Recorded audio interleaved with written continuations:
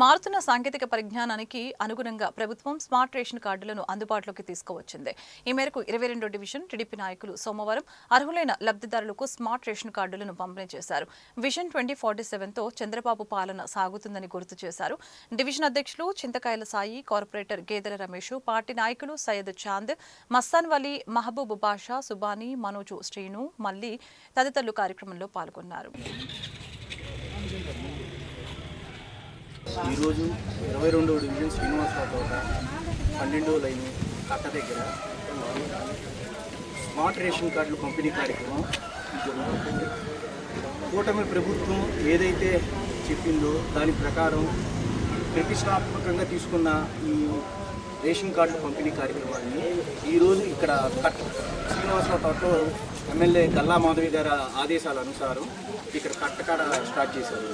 ఈరోజు ఈ నూతన ప్రభుత్వం స్మార్ట్ కార్డులు పంపిణీ చేయడానికి ఈరోజు సన్నద్ధమైంది.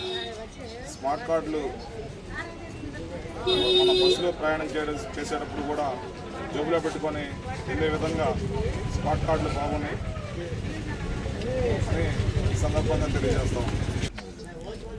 ఆంధ్రప్రదేశ్ రాష్ట్ర కూటమి ప్రభుత్వం ఏర్పడిన తర్వాత రాష్ట్రంలో అనేక సంక్షేమ కార్యక్రమాలు చేయడం జరిగింది. అదే కోవలో నేడు స్మార్ట్ కార్డుల పంపిణీ కూడా చేయడం జరుగుతుంది.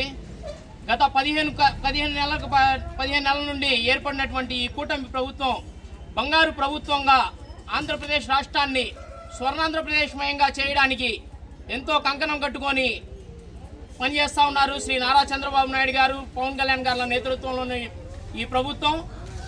అదేవిధంగా ఏదైతే సూపర్ 6లో చెప్పారో సూపర్ 6లో చెప్పిన పథకాలన్నీ చెప్పినట్లుగా అమలు చేయడంలో పవన్ కళ్యాణ్ గారు, నారా చంద్రబాబు నాయుడు గారు సఫలీకృతులయ్యారని చెప్పి ఈ సందర్భంగా తెలియజేస్తా ఉన్నాం.